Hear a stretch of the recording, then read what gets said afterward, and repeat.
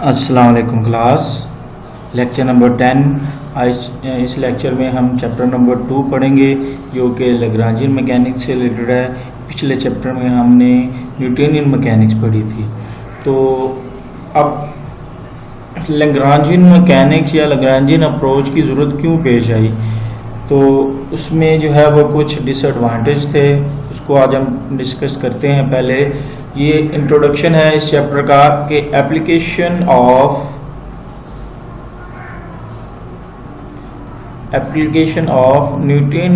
Newton's laws of motion needs the specification of all forces acting on the body at all instant of time in practical situation when constraint forces are present.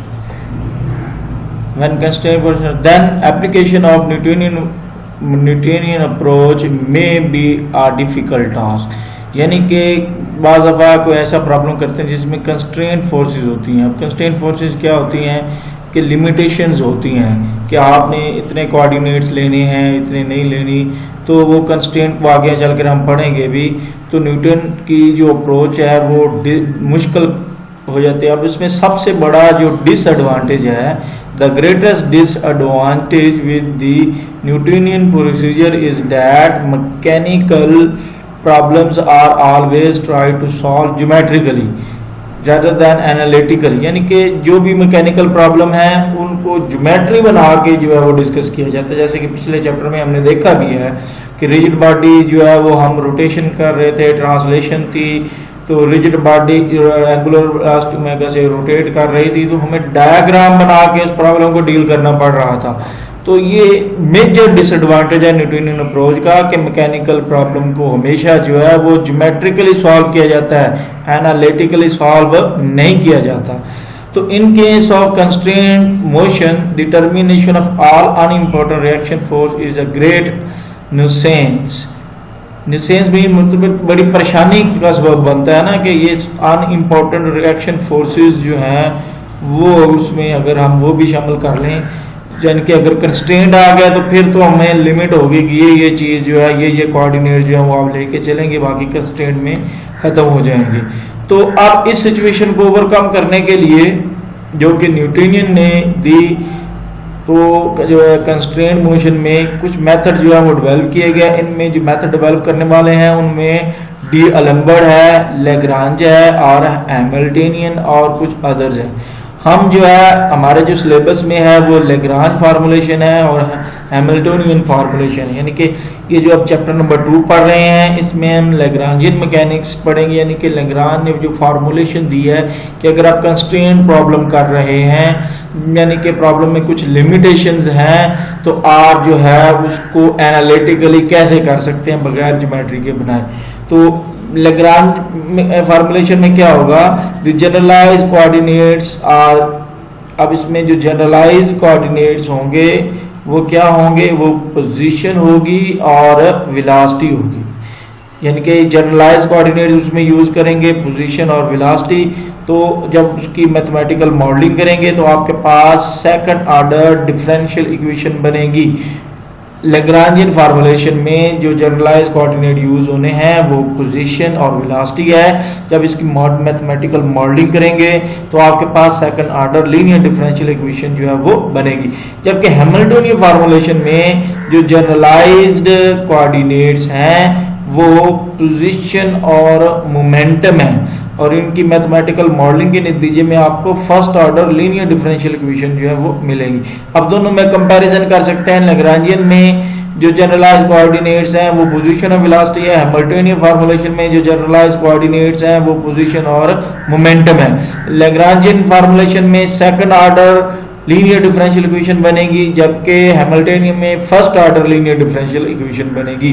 तो यानी कि introduction में हमने पढ़ा कि Newton's laws को जो है वो यूज करने के लिए तमाम फोर्सेस को कंसीडर करना पड़ता है हर पूरे टाइम में। और मैकेनिकल जो बड़ा डिसएडवांटेज ये है कि कोई भी हम मैकेनिकल प्रॉब्लम करते हैं तो उसको सॉल्व करने के लिए ज्योमेट्री बनानी पड़ती है, एनालिटिकली सॉल्व नहीं होता। तो इस सिचुएशन को ओवरकम करने के लिए डी नंबर, लैग्रांज, हैमिल्टनियन और कुछ दूसरे साइंटिस्ट हैं उन्होंने काम किया। इसमें हम दो का जिक्र करेंगे, एक लैग्रांजियन फार्मूलेशन है, लैग्रांज ने जो काम किया, और हैमिल्टनियन ने जो काम किया। तो आगे चलते हैं, कुछ बेसिक कंसेप्ट्स हैं। फर्दर जो है वो लैग्रांजियन मैकेनिक्स में प्रोसीड करने से पहले the fundamental concept involve in the motion of a particle और a system is the position coordinate and how it change with time. यानी कि फंडामेंटल कंसेप्ट जो है वो मोशन, पार्टिकल की मोशन हो या सिस्टम की मोशन हो, उसमें है वो जो उनकी पार्टिकल की या सिस्टम की पोजीशन है। और फिर दूसरी चीज क्या है कि वो पोजीशन जो है वो टाइम के लिहाज से कैसे चेंज होती है।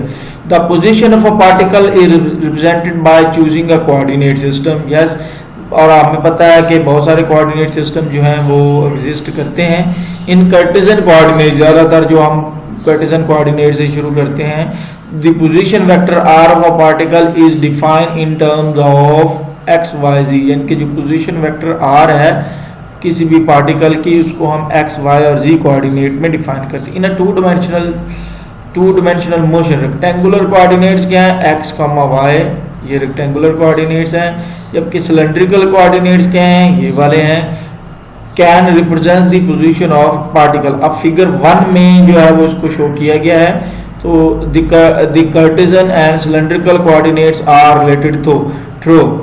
तो अब ये इक्वेशंस हैं। अब पहले वाली जो इक्वेशन है x is equal r cos theta, y is equal r sine theta, ये ट्रांसफॉर्मेशंस हैं जब आप कार्टेशियन से सिलेंड्रिकल में जाना चाहते हैं। और सेकंड वन पे ये वाले जो ट्रांसफॉर्मेशन है जब आप सिलेंड्रिकल से कार्टेशियन में जाना चाहते हैं, और ये ऊपर वाली है कार्टेशियन से सिलेंड्रिकल में जाना चाहते हैं। अब फिगर 1 क्या है, फिगर 1 में अगर मैं आपको लेके चलूं तो ये फिगर 1 थी। इस फिगर 1 में आप देख सकते हैं ये कार्टेशियन और सिलेंड्रिकल कोऑर्डिनेट्स जो हैं वो दिखाए गए हैं। x और y 2 डायमेंशनल है, तो x और y है तो ये पॉइंट P है। कार्टेशियन में इसके जो कोऑर्डिनेट्स हैं वो है, पॉइंट्स को शो करते हैं x y है, जबकि सिलेंड्रिकल में r थीटा है। अब ये वाला जो लाइन है ये r को रिप्रेजेंट करती है, और x एक्सिस से ये r कोऑर्डिनेट जो है जो एंगल बना रहा है उसको थीटा कहते हैं। यानी कि सिलेंड्रिकल में a कोऑर्डिनेट तो हो गया r, दूसरा हो गया थीटा। जबकि x y में देखें तो ये यहाँ से ये जो है वो x बनेगा, डिस्टेंस जो है x एक्सिस पे, और ये वर्टिकल जो डिस्टेंस है ये y है। तो इस तरह ये x और y जो है वो इस पॉइंट पार्टिकल के कोऑर्डिनेट्स को शो कर रहे हैं। तो ये तो था 2 डायमेंशनल में। अगर 3 डायमेंशनल सिलेंड्रिकल कोऑर्डिनेट्स की बात करें, 3 dimensional cylindrical coordinates and the spherical coordinates of position of a particle are related to the Cartesian coordinate as follow. हम अब नेक्स्ट जो है वो क्या करेंगे, सिलेंड्रिकल 3 डायमेंशनल की बात कर रहे हैं तो सिलेंड्रिकल कोऑर्डिनेट 3 डायमेंशन में r थीटा और g हैं, जबकि स्फेरिकल कोऑर्डिनेट 3 डायमेंशन में r थीटा और फाई हैं। अब हम इनको रिस्पेक्टिवली जो है वो कार्टेशियन कोऑर्डिनेट से रिलेट करेंगे थ्रू ट्रांसफॉर्मेशंस। तो उसकी तरफ प्रोसीड करते हैं। तो यहाँ पे है for cylindrical and Cartesian coordinate, fig 2 को आप देख सकते हैं, अभी डिस्कस करते हैं। अब पहले जो इक्वेशंस हैं, x is equal to r cos theta, y is equal to r sine theta, z is equal to g, ये कोऑर्डिनेट ट्रांसफॉर्मेशन इक्वेशन है जब आप कार्टेशियन से सिलेंड्रिकल में जाना चाहते हैं। और नीचे वाली जो है ये कोऑर्डिनेट ट्रांसफॉर्मेशन हैं जब आप सिलेंड्रिकल से कार्टेशियन में जाना चाहते हैं। तो अब नीचे है इसकी डायग्राम की तरफ जाते हैं। तो यहाँ पे फिगर नंबर 2 है। फिगर नंबर 2 में आप देख सकते हैं कि एक x, y और z 3 डायमेंशनल कोऑर्डिनेट सिस्टम जो है ये अपर केस में x, y, z जो है यहाँ पे लिखे गए हैं। तो अब यहाँ पे ये जो है x एक्सिस, उधर ऊपर भी हमने डायग्राम देखी थी, तो x एक्सिस के साथ जो है वो r कोऑर्डिनेट्स बन रहा था, और x एक्सिस से उस r कोऑर्डिनेट के साथ जो एंगल बन रहा था उसको हम थीटा कह रहे थे। और ये z जो है इस पॉइंट का जो है वो z जो है वो सिलेंड्रिकल में और कार्टेशियन कोऑर्डिनेट में ये दोनों सेम हैं। तो इस सिलेंड्रिकल कोऑर्डिनेट में पॉइंट को हम x, y और z से जाहिर करते हैं, जबकि r, थीटा और z जो है वो हम सिलेंड्रिकल में यूज कर रहे हैं। पर ये कार्टेशियन में है और ये क्या है, सिलेंड्रिकल में। तो ये है यहाँ पे ट्रांसफॉर्मेशन, यानी कि दोनों कोऑर्डिनेट सिस्टम को आपस में लिंक करके दिखाया गया है। अब जो है स्फेरिकल और कार्टेशियन कोऑर्डिनेट्स की बात करते हैं, फिगर 3 में हम देखेंगे। अब इसमें कार्टेशियन कोऑर्डिनेट से आप जो है वो स्फेरिकल कोऑर्डिनेट में जाना चाहते हैं तो ये ट्रांसफॉर्मेशन इक्वेशन यूज करेंगे, और अगर आप स्फेरिकल से वापस जो है वो कार्टेशियन में आना चाहते हैं तो ये ट्रांसफॉर्मेशन जो है वो आप यूज करेंगे। अब फिगर 3 में देखा जा सकता है कि अब x, y और z ये अपर केस में कार्टेशियन कोऑर्डिनेट सिस्टम है, और अब r जो है वो ये वाला है, r कोऑर्डिनेट्स, और ये जो लाइन है ये लाइन जो है वो r sin थीटा को रिप्रेजेंट करती है, और x एक्सिस जो है वो r sin थीटा लाइन के साथ जो एंगल बना रहा है वो फाई है, और इसी तरह जो r कोऑर्डिनेट्स है वो z एक्सिस के साथ जो एंगल बना रहा है वो जो है वो थीटा है। तो इसका मतलब ये हुआ कि जो स्फेरिकल कोऑर्डिनेट्स हैं उसमें एक कोऑर्डिनेट लाइन है, जबकि दो जो हैं वो एंगल हैं, वो कर्व्स हैं। तो ये एक स्ट्रेट लाइन एक कोऑर्डिनेट है और दो जो है वो कर्व है, यानी कि एक एंगल है, एक एंगल थीटा फाई है जो कि एक्स एक्सिस और r sin थीटा लाइन के दरमियान में बन रहा है, और एक एंगल थीटा है जो कि z एक्सिस का दूसरे कार्टेशियन कोऑर्डिनेट में और जो r कोऑर्डिनेट है उसके दरमियान एंगल बन रहा है। अब कार्टेशियन कोऑर्डिनेट्स में जो पॉइंट को हम रिप्रेजेंट करते हैं x, y, z, और स्फेरिकल में r, थीटा और फाई। अब ये r जो है ये पोजीशन वेक्टर को शो कर रहा है। अब ये पोजीशन वेक्टर जो है वो सिलेंड्रिकल में भी और स्फेरिकल में भी और कार्टेशियन कोऑर्डिनेट्स में भी। तो we may represent the relationship for spherical and Cartesian। अब जर्नल कोऑर्डिनेट्स का हम कंसेप्ट इंट्रोड्यूस करवाना चाहते हैं।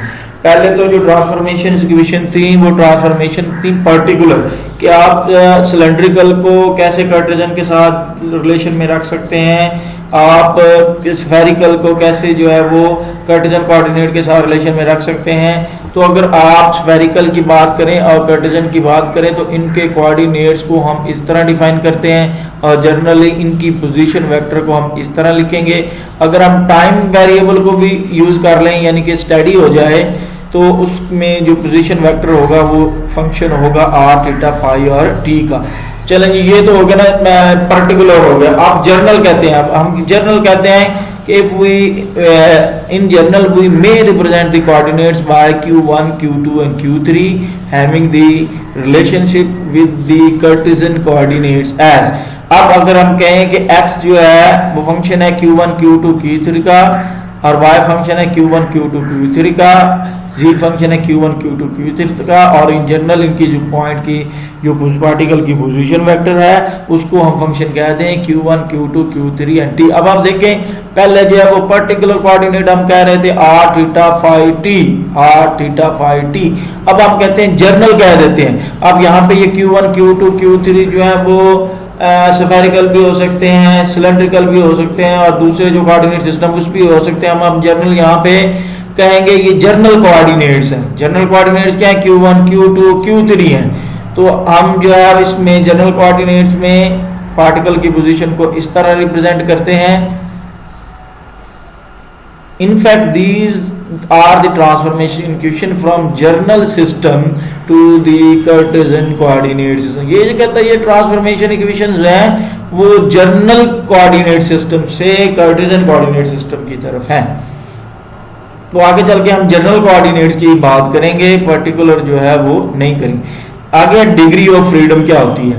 The degree of freedom of a dynamical system is defined as minimum number of independent coordinates are variable required to specify the system compatible with the constraint। यानी कि किसी problem में आपको कुछ कंस्ट्रेंट दिए गए हैं, जब आप प्रॉब्लम को करते हैं तो उसमें कुछ अजम्पशंस होती हैं, कुछ लिमिटेशंस होती हैं। कंस्ट्रेंट को हम अगले लेक्चर में पढ़ेंगे, तो उस कंस्ट्रेंट के मुताबिक जो है वो इंडिपेंडेंट वेरिएबल जो है वो चूज करने, तो उनको जो है वो डिग्री ऑफ फ्रीडम कहते हैं। As minimum number of independent coordinates और variable required to specify the system compatible with the constraint. कहता है if there are N independent variables, जैसे जो जनरल कोऑर्डिनेट्स में हमने कहा था वो इंडिपेंडेंट वेरिएबल कौन से हैं, Q1, Q2, Q3 and Qn, and there are n constants C1, C2, C3 and C1। अब सच दैट अब उनमें सिचुएशन क्या है, ये वाली है कि summation I is equal to 1 to n Ci dq I is equal to 0। अब ये कोऑर्डिनेट्स तो जीरो हो नहीं सकते at any position of the possible. अब पॉसिबिलिटी क्या है, ये कांस्टेंट जो है ये कांस्टेंट जो है ये इक्वल होंगे